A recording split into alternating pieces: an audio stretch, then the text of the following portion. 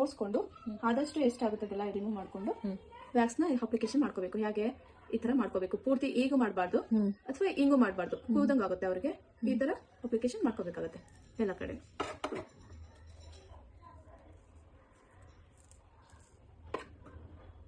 ಈ ಡೈರೆಕ್ಷನ್ ಅಲ್ಲಿ 3 ಸಲ ಅಪ್ಲಿಕೇಶನ್ ಮಾಡ್ಕೋಬೇಕು. ಈ ಡೈರೆಕ್ಷನ್ ಅಲ್ಲಿ 3 ಸಲ ಅಪ್ಲಿಕೇಶನ್ ಮಾಡ್ಕೋಬೇಕು.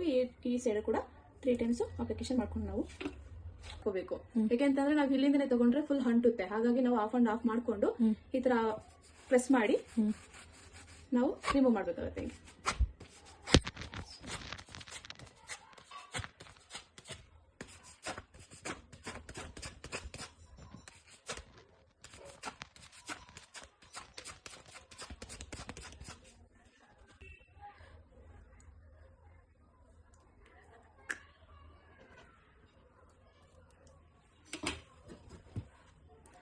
ಈ ಸೈಡ್ ಹಾಕೊಂಡಿದೀವಿ ಅಂತಂದ್ರೆ ಸ್ಟಿಪ್ಸ್ ನ ಅದೇ ರೂಟಲ್ಲಿ ನಾವು ಹಾಕೊಂಡು ಆಪೋಸಿಟ್ ಇಂದ ತೆಗಿಬೇಕಾಗುತ್ತೆ. ನೋಡಿ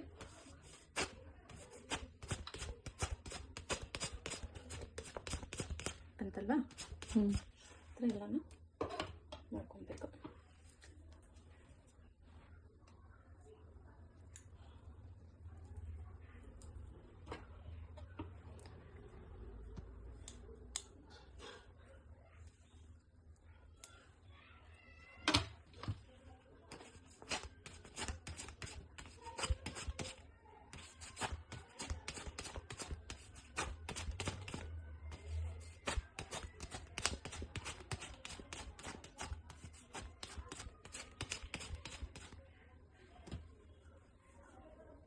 ಆಮೇಲೆ ಈ ತರ ಮಾಡ್ಕೊಂಡು ಕಾಣಿಸ್ತಿದ್ಯಾ?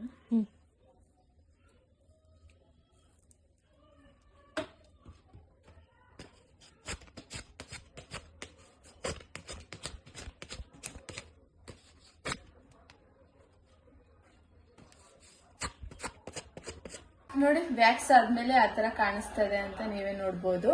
ಎಷ್ಟು ಟ್ಯಾನ್ ರಿಮೂವ್ ಆಗಿದೆ, ಎಷ್ಟು ನೀಟಾಗಿ ಕಾಣಿಸ್ತಾ ಇದೆ ಅಂತ